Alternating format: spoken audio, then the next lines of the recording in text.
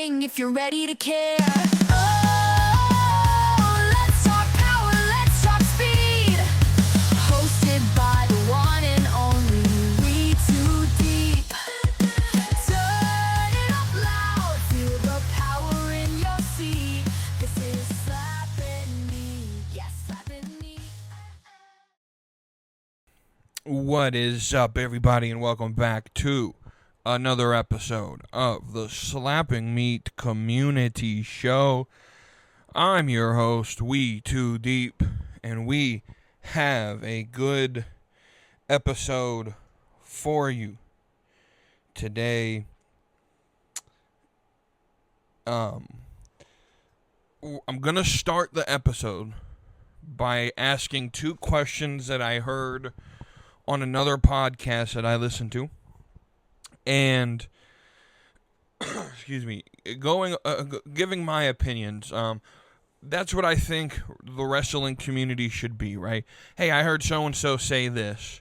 Here's what I think on that, and not in a disrespectful fashion, not in a oh, you're an idiot fashion, but hey, here's your opinion. Here's why I think you're wrong. Let's have this conversation.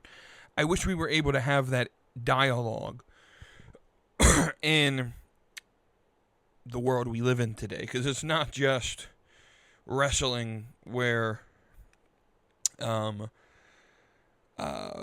isn't a thing. It's practically in all of life, where we're apparently not allowed to have conversations anymore. Anyway, but we'll get to those two. I want to talk about the schedule release last week in the NFL. More specifically, what I think about the Patriots schedule. Later in the year, probably somewhere around the end of June, middle of July, maybe even end of July, I'm going to do a full season prediction, and that's going to be the entire episode of me just going through picking the games, locking down the playoffs, picking the playoffs, and predicting my Super Bowl champion preseason predictions. That'll probably be towards the end of July. Excuse me. So we'll do that. We got some other news in the NFL I want to talk about regarding hosting sites of the Super Bowl in years in the future, and then we'll get to the wrestling stuff. I was at Monday Night Raw last night. I was in the building in Greensboro live. I'm going to give my experience, what I thought about the show, what I thought about being there live, what I thought about the booking, and all of that. And then we'll end it with the question of the week that, like we typically do. But with that, let's talk about these two things. So, a wrestling podcast that I listen to leans more casual, and these two questions were brought up. One was about the idea of Roman Reigns. Is Roman Reigns worth $15 million per year? And I hate this conversation when it comes up in WWE, when it comes up in any sporting event. Anytime someone gets a new contract or whatever, the internet fan base, or the people reporting on it, the commentators on like ESPN or whatnot, this is an overpay or underpay or what, right? And the question here is Roman Reigns worth? So what we have to define is, how do you define someone's value? How do you define someone's worth? And in the free market economics, your worth is determined by what someone is willing to pay for the item, right? And so, is Roman Reigns worth $15 million a year? Well, only if TKO, who writes the paychecks, finds that he is worthy of that. Are they willing to pay $15 million per year? Is there someone out there who is willing to pay $15 million a year to have Roman Reigns on the roster? If there is, regardless of what we like to say, he's worth that. But let's actually give some analysis of this situation. In my 100%, if I had a company, if I was TKO and I was looking at the budget and Roman Reigns came up and I had to make the decision whether to ask him to take a pay cut or pay him $15 million a year, I'm paying him $15 million a year. He's your biggest superstar on the roster. He's multi-industry known at this point. He's not super over in Hollywood, but I think he could be if he ever decided to fully go that route. But he brings a level of viewership that no one else on the rosters has been able to bring in the last 10 years to the company. And so without a doubt, between marketing, between ticket sales, merch sales, online viewership, Roman Reigns is worth every penny of that $15 million. I would see no reason why you would ask him to take a pay cut. Because that's the rumor swirling around, is that they asked him to take a pay cut. I don't necessarily believe that that is the case. To be honest with you, I think that people are trying to create rumors for rumor's sake, hoping to be right. But even if they are right, like, TKO would be crazy in my opinion. But again, someone's value or someone's worth is determined about what you think they are worth you paying. So if they don't value him at $15 million, then to them he's not worth that. But if there's someone in the market who is willing to pay him that, ultimately that is what, like, we could talk about, like, let's say we're at an auction, right? If you're at an auction and you see a car, let's say it's a car auction, you see a car and you walk past it and it's currently for auction. A lot of these auctions are like silent auctions, right? So you walk around, you see the bids that are made written down on paper, and if you want to bid higher, you write your name down in your bid, right?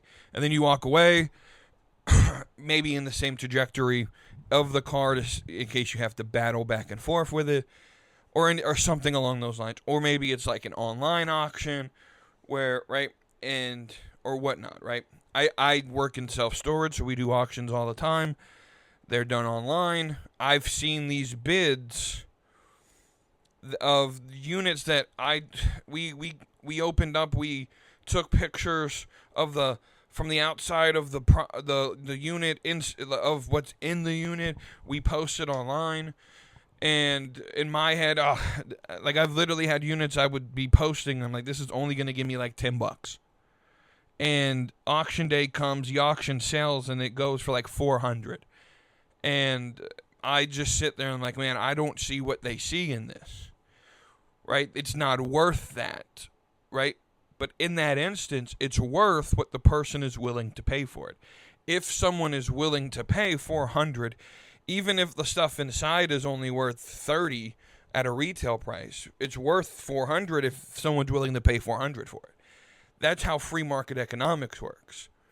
And so that's how worth is actually defined and found in a market. Are you willing to pay this price? No. Well, is anyone willing to pay this price? No. Well, then I'm going to lower the price to something people are willing to pay. But yeah, in my opinion, Roman is worth. I would, as a company, if I owned TKO, I would pay him $15 million per year. That's some chump change to the but not everyone on the roster is worth $15 million per year. Roman Reigns is, though. The next big question, and this is where I disagree with the host of the show. He was complaining about the Obafemi, and I don't. Well, let me take that back. I don't want to make it sound like he was complaining. He was putting his opinion out there on how he doesn't like this open challenge. And I could see his point, but I have to disagree, because where his conclusion is, well, just have him face Roman. He called out Roman. Roman, responded to it. That's what the fans want. Go ahead and just do the match. And here, as I was listening to this, I'm sitting here and I understand the fear of people who have this thought that if you hold out too long, it's not going to be as good. And I just don't think that that's what this feud is here, right? I think that there's a plan in play with the Oba-Femi situation. We'll talk more about that when we get to me discussing Monday Night Raw.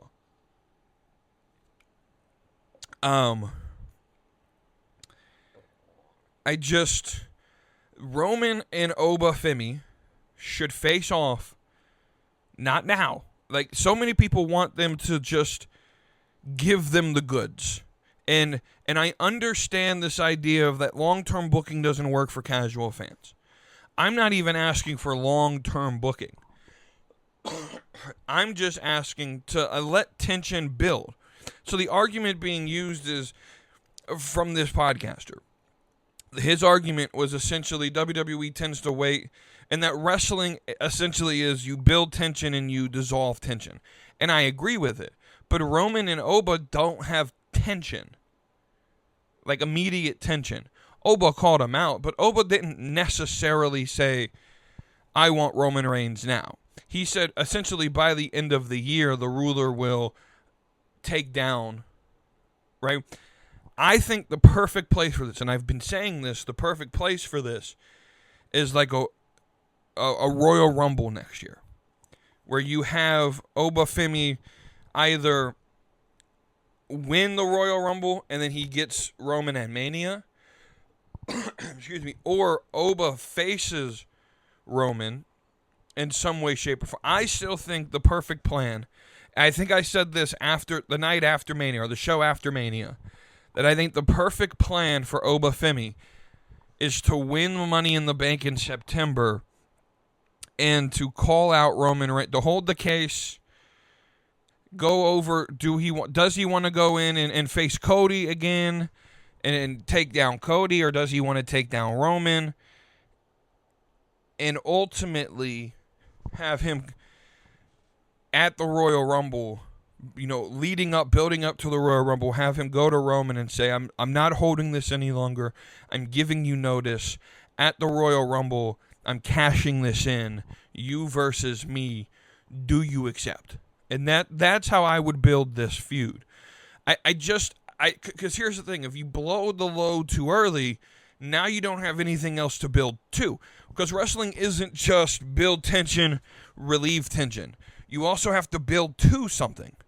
And if the goal is just to have the match for the sake of having the match, well, that's not good storytelling. You have to build to a certain place. And so right now with Roman and Jacob, that's building to something. I don't know what that something is. Part of me believes after Tribal Combat, either Jacob Fatu is leaving, because they keep teasing him being fired. Either his contract's over at the end of May and he's gone, or Roman's going to win. Jacob's going to join this new bloodline feud, this faction with Roman and the Usos, and he's going to actually acknowledge Roman.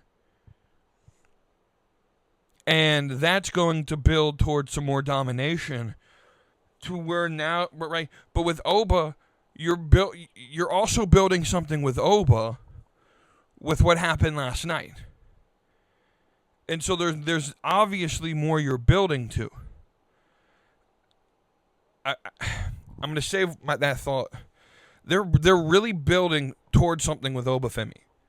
And I like where that's going, but we'll get to that when we break down Raw.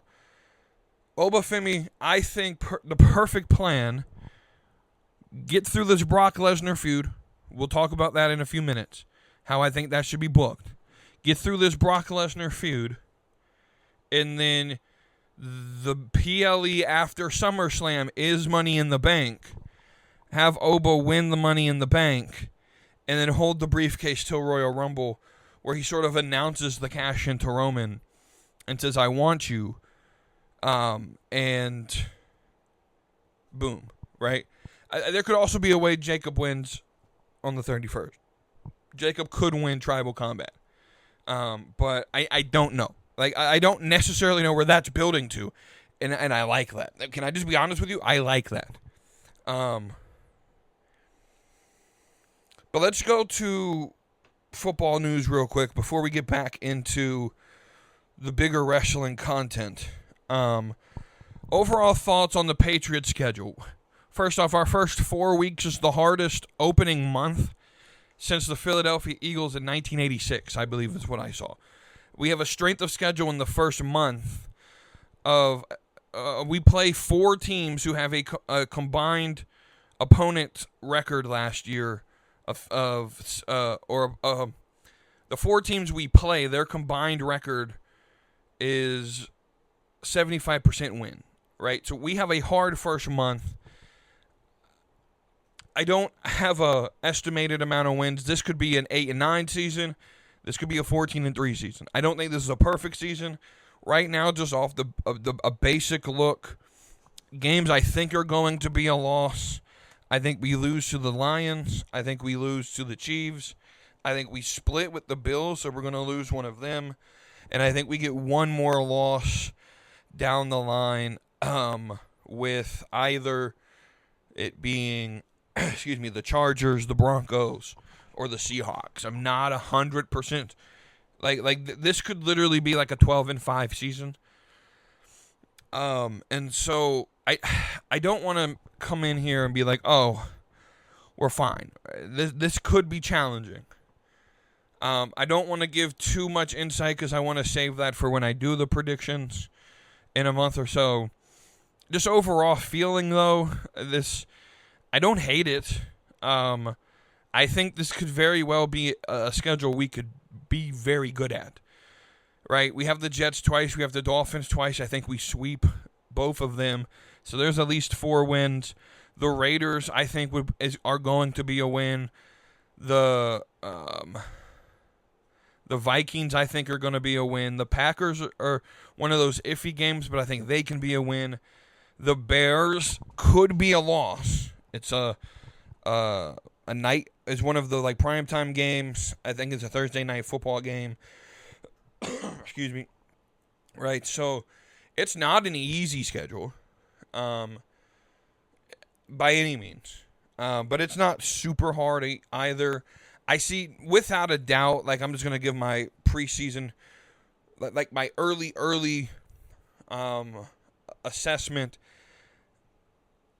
I don't see a way we lose more than 7 games. We're getting at least 10 wins. How many more above 10, that's to debate. But I think we go at least 10-7. But I mean, when you have a schedule that has the Broncos, the the Jets, the Dolphins, the Vikings. I think the Bears realistically are going to take a step back this year. That's just my opinion. But you got the Raiders. But I mean, if we just look at the Dolphins, the Jets, the Vikings, that's 3, 4.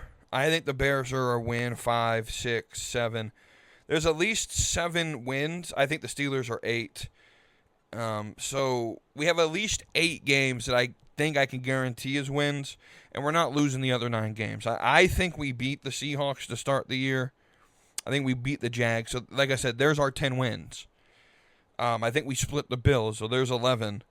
And then the other games, Packers, Lions, Chargers, Chiefs, Broncos, those are the ones that you're going to have to wait to see how I think we go. But we at least get 10 wins, in my opinion. Not a long breakdown. I think overall, this is probably going to be, just from team to team, I think this is this is going to be a fun season, I think. A lot of teams got some schedules that I think are going to, I think there are going to be some surprises in the playoffs. Some surprises who are not in the playoffs. I have some questions on, are the Lions going to rebound? How's that NFC North going to look this year? The NFC West is always interesting. Are the Chiefs coming back? Are they going to be on top?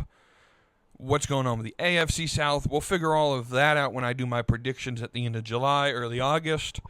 But I think the schedule is going. This is going to be a fun season.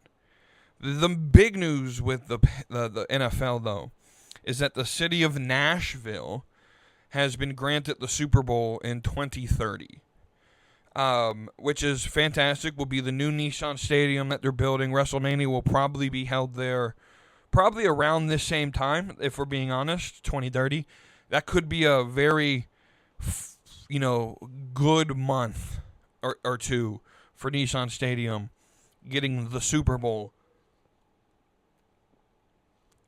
And then WrestleMania like a month and a half later would be interesting. Depending on how good the Titans are, they could even get home games in the playoffs leading up to it. I highly doubt that's the case, but they could. Right? But my bigger question with that is, halftime shows typically tend to be centered around like the culture of the area the stadium's in. So we're in Nashville. This means we're getting country music as the halftime show, right? Something the fans have been asking for since the last time he did it about 30 years ago. And we're not talking I'm beyond like Morgan Wallen makes sense, and I would be fine with a Morgan Wallen halftime show. But like I heard someone say, well, Miley's definitely getting the halftime show. Please don't be Miley Cyrus. Like Miley Cyrus is not like, don't make it Taylor Swift. Don't, right? I'd be okay with even the bro country guys that I'm not the biggest fans with. I want like genuine country music though as the halftime show, right? That you can't go to Nashville without country music. So that's all I want to talk about that. So let's revert back to wrestling and talk about Monday Night Raw. In Greensboro. Now, I walked into this, I'm going to talk about my experience. I walked into this building, into the arena, and I got to my seat probably about 10 minutes before the show on Netflix started. They were still taping Main Event, which I have a big beef. Javon Evans is from Greensboro, and he's on Main Event. I didn't even get to see his match. I thought he just didn't show up in his hometown, but no, he was on Main Event. The match I did see on Main Event was Maxine Dupree versus Nikita Lyons. And I asked, so Cody went with me. Junkyard James didn't, but Cody went with me. Tune into the show on Thursday, their show, Beyond the Junkyard, on Thursday. I think James is going to allow Cody to explain or express his thoughts on the show. But me and Cody went, and I turned over. I was like, I know you don't pay attention to this, but I like to WWE all that often. But I was like, I want to know how Nikita's still on the roster, right? But anyway, so the show starts, and now I'm up in the not all the way at the top. I'm in the first row of the section, but I'm in the 200 section, right? This is a basketball arena. It's 100s and then 200s, right? So I'm in the upper deck, right? And I'm good seats. Like, this arena has really good seats in it. There's not really a bad seat in the Greensboro Coliseum, or now the First Horizon Coliseum. But so like I could see everything fine, perfectly, like good situation. This show starts. And I'm be honest with you, this was a fun show to be at. Now, I'm not breaking everything out because I don't remember. Not everything was all that important to everything. Some of the things that I liked. Jacob Fatu, Roman Reigns, of course, was a segment that I was ready for, right? I was, people come to the show for the tribal chief, right? It's one of the reasons I came to the show. When Cody asked me if I wanted to go, he was like, hey, man, you want to go? We're going to, Tribal Chief is scheduled to be there. Sure thing. I'll go. How much are the tickets? Okay, I like that price. I'll go. And so that starts the show. Now, I want to stop for a minute, and I put in the Discord that I have a story for everyone. And it's not like a funny story. It's a little funny, but it's also like a feel bad story. Like, so we hear these things all the time of male wrestling fans getting scammed by people pretending to be women superstars, right? Like Alexa Bliss or whatnot, or Liv Morgan. And you see that all the time. But what I witnessed last night was the complete opposite. This lady sat next to me and Cody. She got there right as the show was starting. And she left right after the Roman Reigns segment and never came back. Well, when she left, Cody tapped me on the shoulder and was like, bro, did you see what she was typing? And I said, no, I couldn't see her phone. What's going on? And while Roman Reigns is in the ring, by the way, so he told me, like, I didn't mean to snoop, but I saw it when I looked over. And she was talking to someone. The contact name was Roman Reigns. And she was telling him that she was in the arena. And the person responded back, are you safe? I can get where are you? I can get the people backstage. Meanwhile, this conversation is happening while Roman Reigns is literally in the ring. So she typed, who's typing? He's in the ring. And it responded back like, oh, we're his management team. Obviously getting scammed. And I feel bad talking about it. But I'm just going to be honest, right? It's a little hilarious to me. Like, I feel bad, but at the same time, like, I'm a common sense person. Do people not have common sense anymore? If, like, Roman Reigns isn't going to text you to buy a upper deck ticket to a show. Like, if Roman Reigns wanted you to come to see him, I'm sure he would have WWE get in contact with you, background checks, whatnot. Right? But also, like, why is Roman Reigns talking? Like, why would the Roman Reigns that you think you're talking to be, like, he's happily married. I highly doubt that he's, cheating. I just don't get that vibe from him. I question whether people have a level of common sense that is needed to survive in this world. So that's my fun story.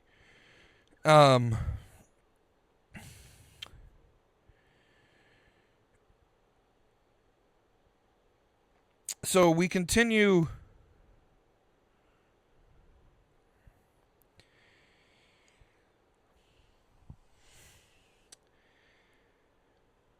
We continue with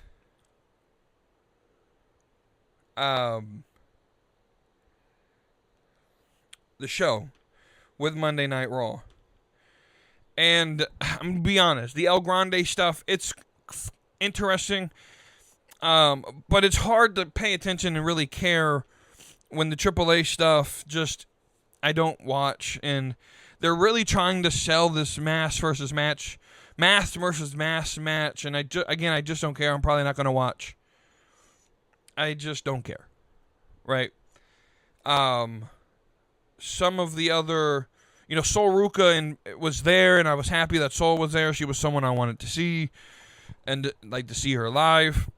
And her and Becky is going to be a great program. This really set it up a little bit. We're going to get that match on Saturday night's main event.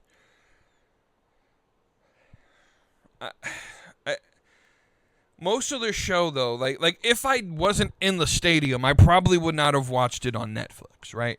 I probably would not have spent 2 hours watching this show. This is one of those things. Raw is one of those shows you could easily watch the reruns on YouTube. But the main event really didn't care about the whole theory and the vision and all of that. We'll see where this leads, but I don't care. The big thing that happened during Monday Night Raw, though, that I want to talk about is this Oba Femi Open Challenge, right? So, Oba comes down the ring. The crowd's over for him.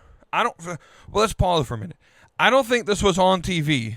There was a Joe Hendry segment live in the arena, but I don't think it was on TV, so I'm not going to talk about it. But Oba comes down to the ring, and he's in the middle of where they dim the lights and they shine the big spotlight behind him, and he does that pose. And in the middle of that, someone comes out from under the ring, and in the second when he comes out, I can't see who it is, but I see it's a big guy, and I see he has long hair. And I say out loud, who is that? And Cody's sitting beside me. I mean, this is in split seconds of this guy coming out from under the ring. Cody's sitting beside me. Is that Brock Lesnar?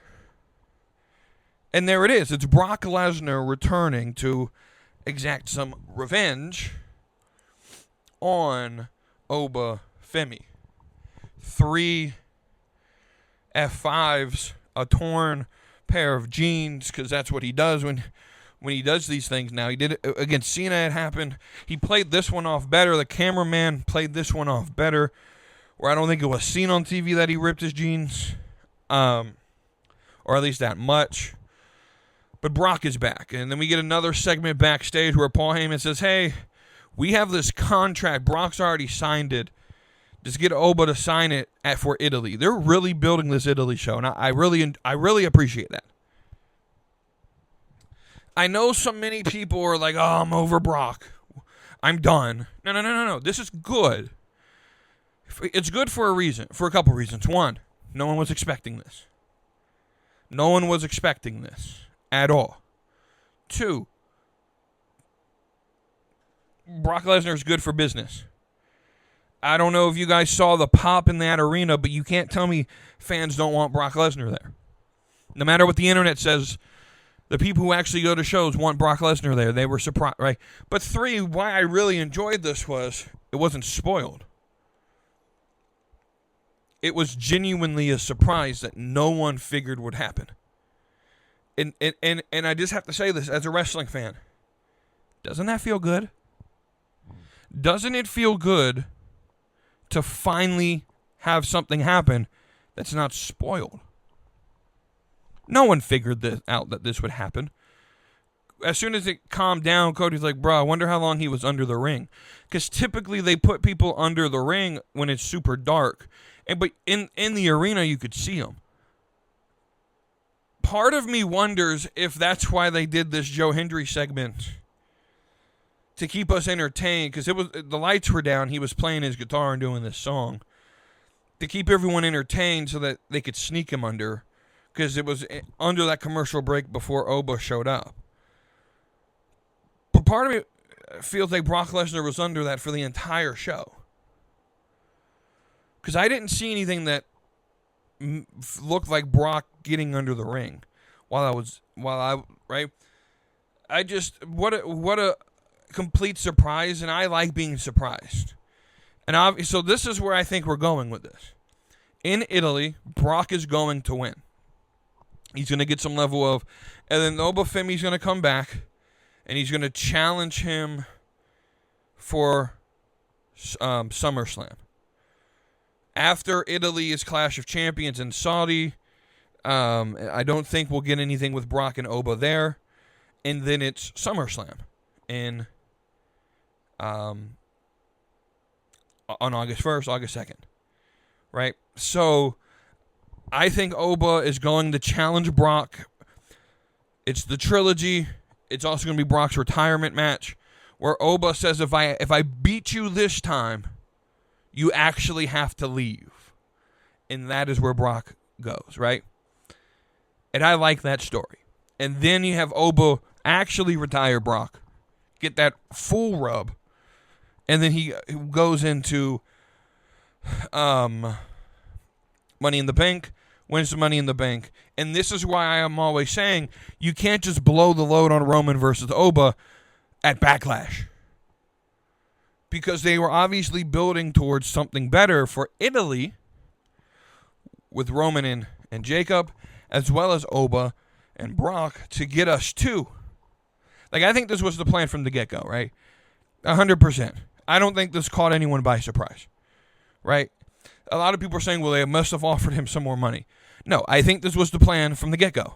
Triple H loves to swerve people, and he loves to think he likes to think he got one over on the audience. That's just Triple H. You should know that by now, right? So that's Monday Night Raw. Genuinely was a fun show to be at. I don't know if I would have watched it on TV, but it was a fun show to go to and to be at. Genuinely one of the funner shows that I've been to where I thoroughly have enjoyed it.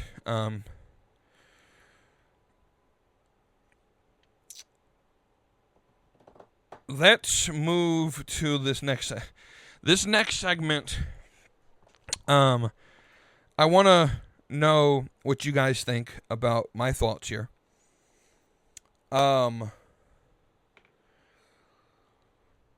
This is what I'm going to call the All Smash Team of the Week.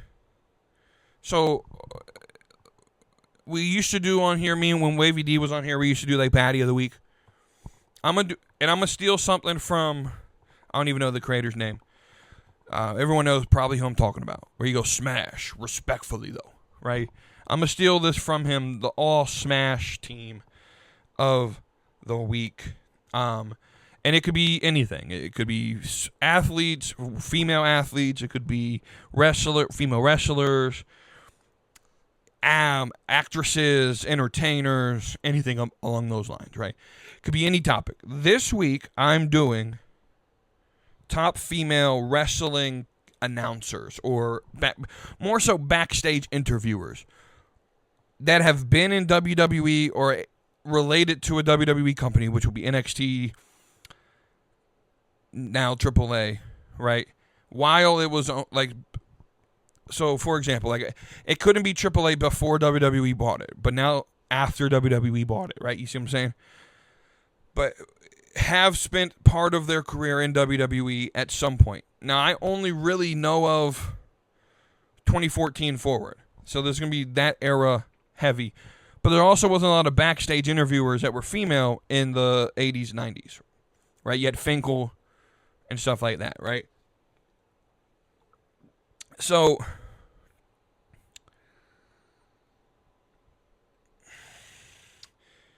what's a team, right? We're going to do basketball roster here. So you have your starting five, but in current like NBA, you always need that six man, right? So it's basically top six, right? So we'll start at the top. We'll start with, I think there's two that have to be on everybody's list, in my opinion. And that is Kathy Kelly. Without a doubt, Kathy Kelly, I think, will be on everybody's list. And I'm going to say a name most people may forget because she's no longer with the company.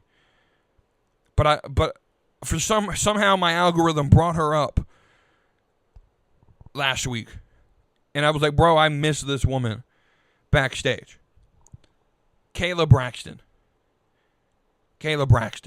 I think has to be on anyone's all smash list. That's like the triple, double smash through the sheets.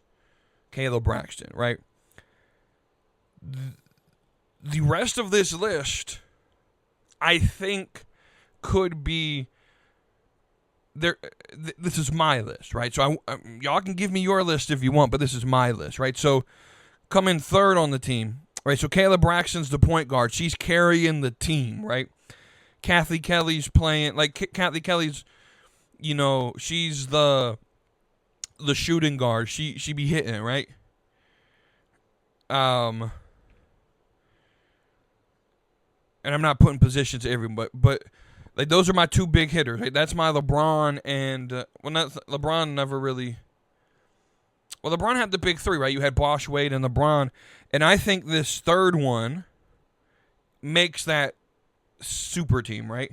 So Kayla Braxton, Kathy Kelly, and sort of the Chris Bosh of this group, because a lot of people remember LeBron and Dwayne, right? But Chris Bosh was very big for the Heat too, right? That's going to be McKenzie Mitchell. She's now in TNA. Baddie, right? 100%. Now the next two in the starting five, y'all may question. And there's a couple on this list that y'all probably are like, what are you doing, right? I get it, that aren't on the list. But the next two, so fourth on the list is Megan Morant. She does the, right now she does the NXT pre-shows for PLEs for NXT. She bad, right? Y'all, right? She bad. And then fifth place, rounding out the starting five, is the new girl on NXT, Emily Agard. They found them a baddie, right? Like Kelly Kincaid's out. Sarah Schreiber's okay, but like Miss Agard she's in. I'm not sure I like the way they're using her, doing these like on location interviews. It's kind of weird for wrestling, in my opinion. But I think as she gets comfortable in where she's at, you know. And then, so I always said, you need to have your six man. And it was hard for me to leave this person off, the starting five. And so I was like, well, we need to have a six man. And there's so many you could put here. You could put Jackie Redmond. I didn't. Sorry. JoJo, Bray Wyatt's wife, JoJo Offerman, could be here. I don't think she makes the list for me. Some would say like Sam Irving or Julian or any of those, like the ring announcers. Not me. She's more of a social media person, but I'm going to count it. Andrea Bazarte in AAA. That's why I mentioned AAA, but only after WWE bought the company.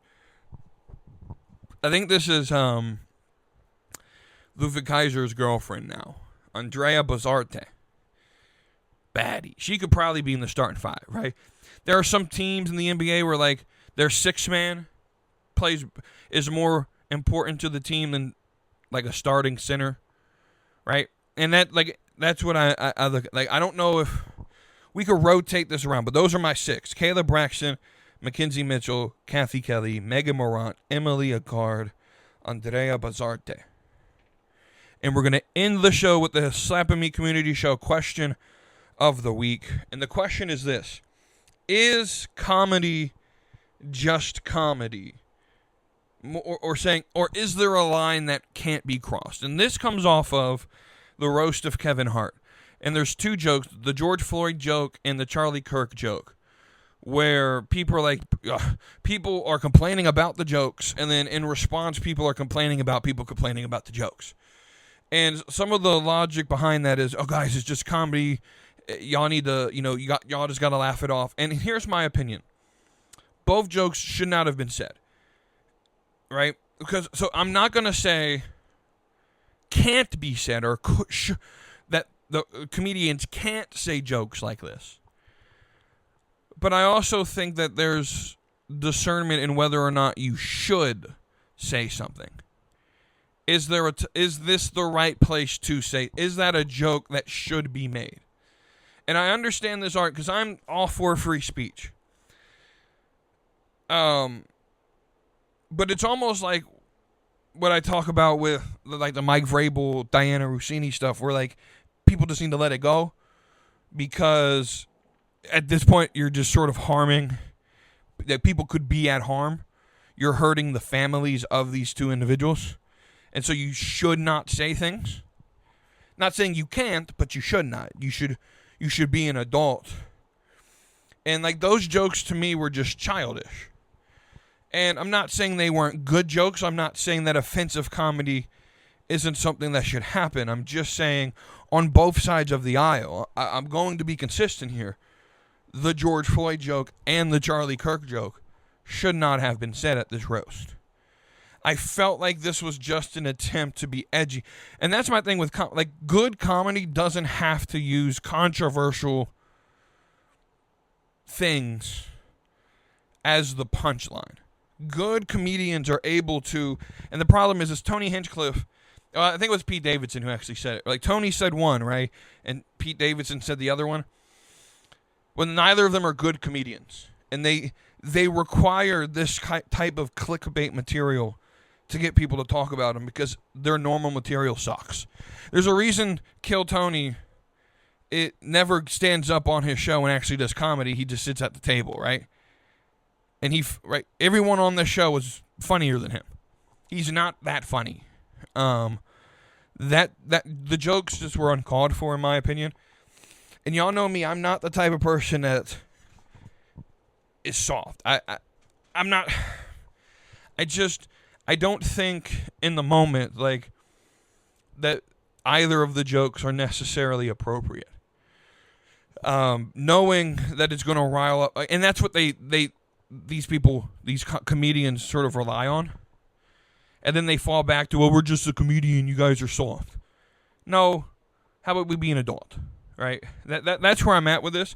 The more like life experience I get, and the more mature that I get, I'm more of on the line of like, at some point we just got to be adults, and we got to move past being the class clown.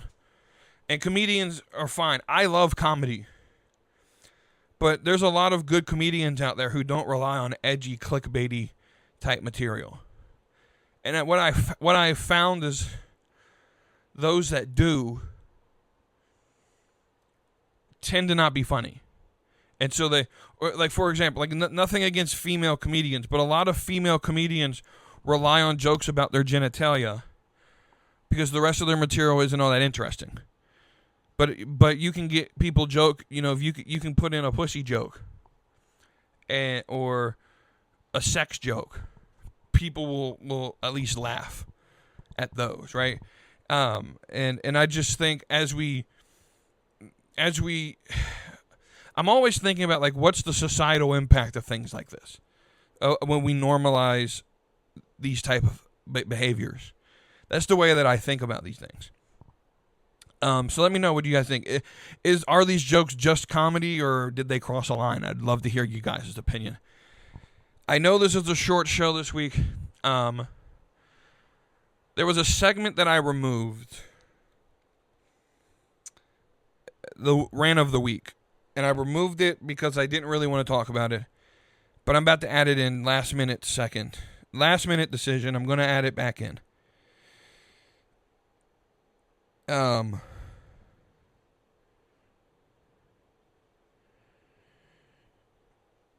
Rant of the week. And it's going to be political, just letting y'all know. And it's coming off of the election results that we're getting out of Kentucky tonight in their primary. And here's the rant. So first off, Thomas Massie may be my favorite politician active right now. And by politician I mean because he's a normal person. Well, he just lost his race. And I'm a little bit upset. I'm just going to be completely honest with you. I'm a little bit upset. If you guys have followed that race, you would know why. I'm not going to go into the details. But there are... Well, actually, I will, because this is a rant. So, Thomas Massie leans more libertarian, and he's the only Republican in the House of Representatives that sort of stands up to Donald Trump. Because the rest of them are either on Donald Trump's team or they're on the Never Trump team. And they're what we would call rhinos, what Republicans call rhinos. They're actually Democrats. And so I don't consider those Republicans. Right? Thomas Massie has a 91% voting record with what we would call MAGA ideals or Donald Trump's agenda. Now, in 2025, 2026, it's 77%. But that's because the things they're trying to pass, you got to understand, because Massey is a libertarian, any bill that supports more government spending, Massey typically votes no for because he's the anti-spending guy. And that's a lot of the bills Republicans are trying to pass. They've snuck in these big spending sections. And so they'll say, oh, he voted no against something. No, he voted no against more spending. If you would not have added the spending to the bill, he would have voted yes, right? It's all manipulative and whatever, right? Well, Donald Trump has this name recognition, and he has this base around him where people, for whatever reason, just do whatever he says for no reason at all. Like, if you could be a Trump fan, that's fine. Here's what I'm asking you to do, though. Like, this idea of, like, blind loyalty is absolutely insane to me. Like, the dude's done nothing for you to require a walk in lockstep, right? And I'm venting. I'm a little bit pissed off. I'm just going to be honest. Because here's what happened. Essentially, Massey was the only person on the Republican side pushing for the Epstein list and all of the stuff with Epstein to actually come to fruition. Anything we got exposed from Epstein, you could thank Thomas Massey for. But Trump was always like, we can't release it. Good people are going to be affected. My friends, my friends, my friends. And the other thing is, I want this to not come off the way it's going to sound like it comes off, right? When I say Israel put a lot of interest into this election. That sounds anti-Semitic, doesn't it? I'm not anti-Jew. I'm against foreign intervention in our elections. And here's what the facts are. This random nobody that Donald Trump supported, just out of nowhere because he was the only one to put his name in the hat to go against Thomas Massey. His name's Ed Galrine. Absolutely nobody knows what his positions are because he never goes over a position. I part of my rant is I hate this political world that we're in where it's just, oh, Trump said to vote for this person. I don't know why I'm voting for him, but I'm just going to do it. Or Trump said to do this, so I'm just going to do it. I don't like that. It's not critical thinking. That's a mob. That's like the mob mentality, right? And so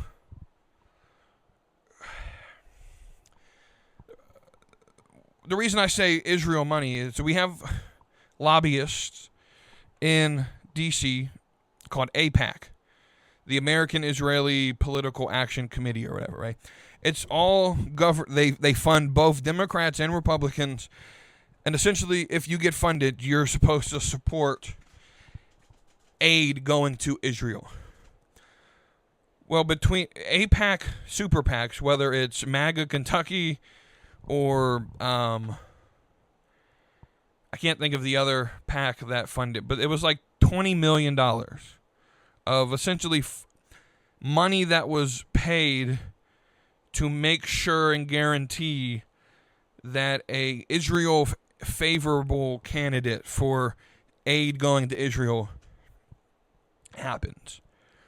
And that's essentially here's where the venting comes in. Your vote doesn't matter anymore, guys. They're just going to buy seats anyway. We have a large mass of populace, whether they are Democrats or MAGA Republicans now, who they don't care about policy.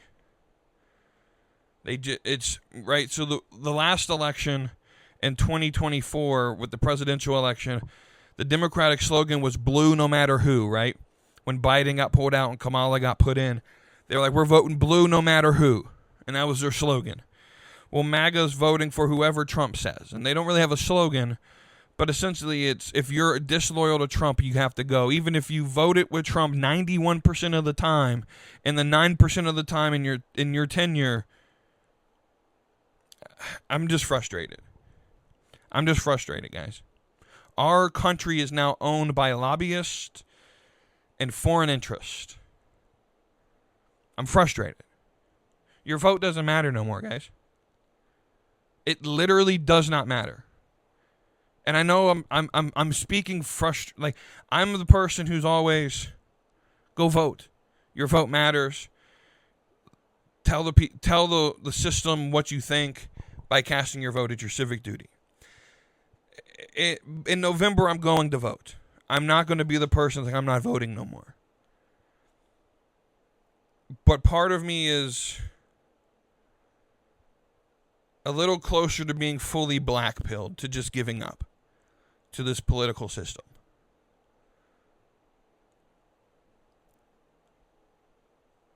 Here's what's going to happen.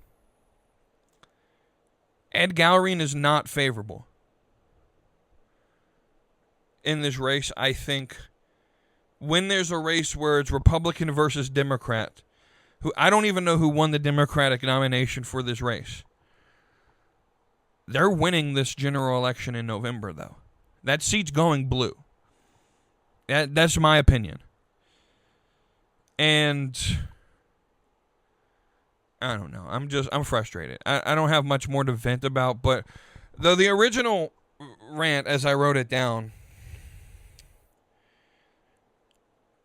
is the political state of America is controlled by an influencer class that gets paid for posts and no one can think for themselves. This is on both sides of the political spectrum, and until we as a populace can think critically and not based on personality or what team the person is on, we are doomed for failure. This is our 250th year, guys. And realistically, I don't know how much longer this country is going to be a free country. I'm just going to say that.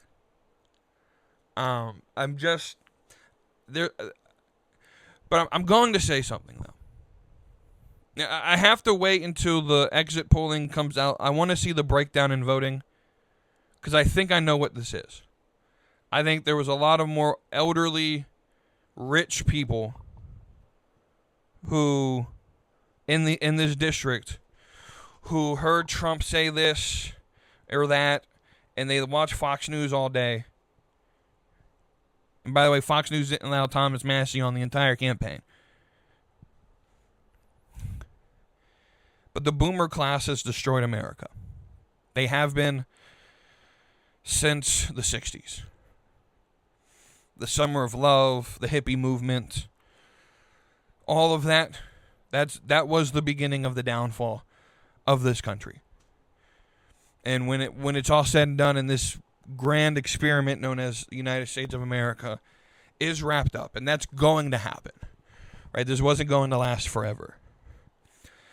The history books in 1,000 years, if we have that much time left in the world, and I tend to think we do, the history books in 1,000 years are going to remember the downfall of America as the American populace not caring that the donor class, the rich class, the elitism, the lobby class controls, and we the people who are supposed to be represented and be the voice of America, well, they just removed us from the political process. They can now buy seats. Foreign interests can now buy seats in our government. I'm going to leave it there. Thank y'all for listening to the Slapping Me Community Show. Would love all your opinions. Go and follow us on the Discord page. Leave a comment on the YouTube if you're listening there. Like, share, subscribe as well.